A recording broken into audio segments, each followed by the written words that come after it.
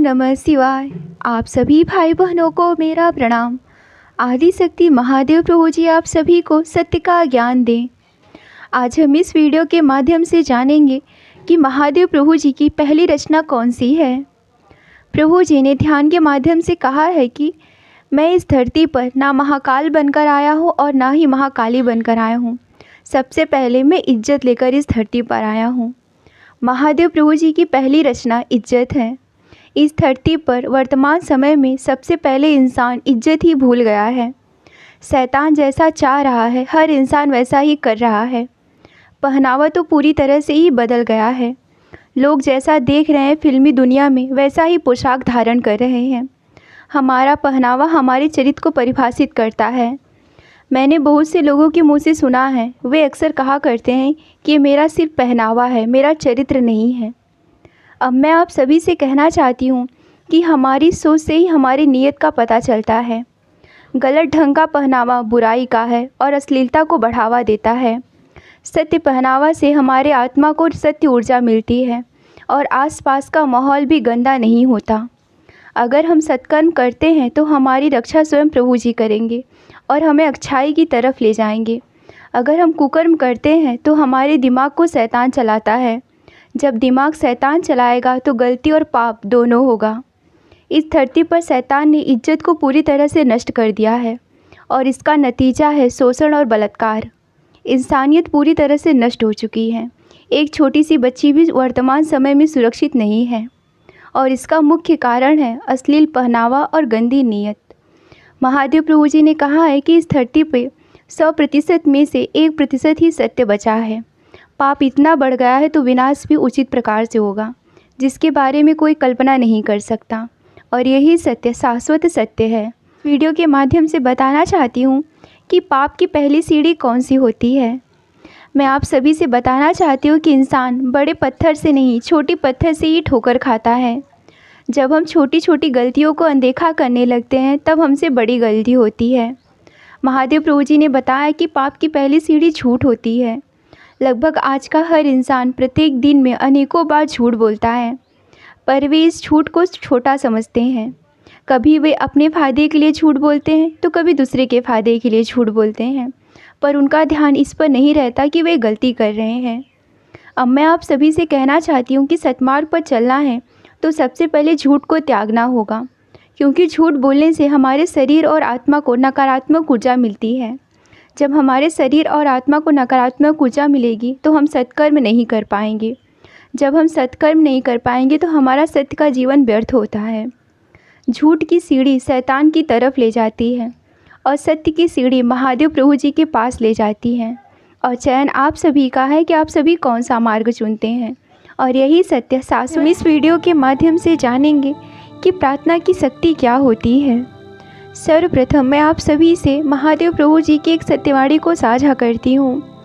सब देवों की जय जयकारा, जिन ज्ञानो अज्ञान सवारा। प्रार्थना और शब्द दो ऐसे जीवन के मूल हैं जो आपके जीवन को बदल सकते हैं, पर चयन और उच्चारण सत्य होना चाहिए। प्रार्थना हमें परमात्मा से जोड़ती है। परमात्मा के मार्ग तक पहुँचने का बस एक ही मार्ग है, वो है मन से किया गया प्रार्थना। अगर आप सत्य मार्ग चुनते हैं तो सत्मार्ग पर चलेंगे और सत्य का ज्ञान मिलेगा आपको।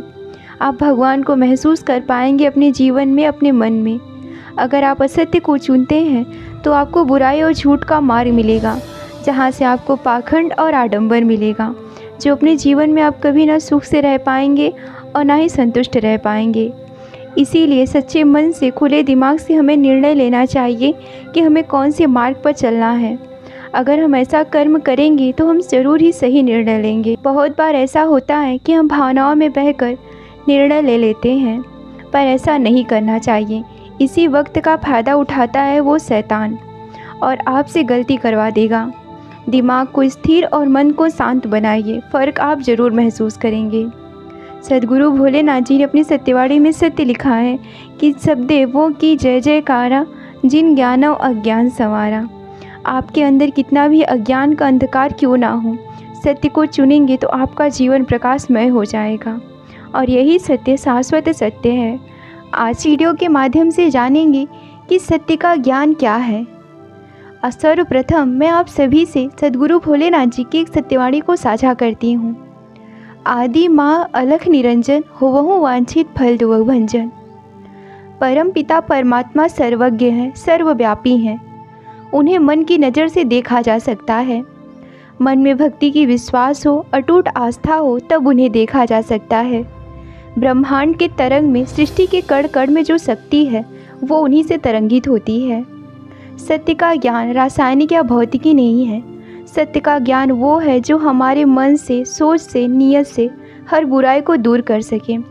जो हमारे शरीर आत्मा में सत्य की ऊर्जा भर दे, वो सत्य का ज्ञान है जो सिर्फ सत्य से जुड़ने से ही प्राप्त हो सकता है। जब मन में पूर्ण रूप से सत्य आ जाए तो दुख क्या है पता ही नहीं है। और इस कलयुग में ज्ञान को सिर्फ डिग्री और नौकरी से जोड़ा जाता है, जो सिर्फ शरीर और आत्मा को तनाव से ग्रसित करता है। ज्ञान के सहारे आज पूरी दुनिया चल रही है, पर सत्य तो ये है कि ये तीनों लोग आदि शक्ति प्रभु जी माता जी से ही चलता है। उन्होंने अपनी सत्यवाणी में लिखा है कि ज्ञान ध्यान सुख संपत्ति का तुम भरती भंडारा, वह रूपों की निधानी तुमको पूजत सब संसारा। ज्ञान ध्यान सुख संपत्ति का भंडारा आदि शक्ति प्रभु जी माता जी के चरण कमलों में समाहित है, जो हमें तन मन से उनके चरणों में समर्पित होने के बाद ही प्राप्त हो सकता है। इसीलिए पाखंडी गुरुओं का पीछा छोड़िए, सत्य में ध्यान लगाइए, और यही सत्य शाश्वत सत्य है। वीडियो के माध्यम से जानेंगे क्यों इंसानी गुरुओं अपने भक्तों को जूठा खिलाते हैं। इसके पीछे का क्या कारण है, जानना जरूरी है। गोविंद को पाना है तो गुरु के शरण में चलो, ऐसा ज्ञान इन कलयुग के पाखंडी गुरुओं का है। वे कहते हैं कि बिना गुरु के भगवान नहीं मिल सकते। मैं आप सभी से कहना चाहती हूँ कि अगर आप इनके शरण में जाते हो गोविंद को पाने के लिए, तो ये आपको गोविंद तक कभी नहीं पहुँचा सकते।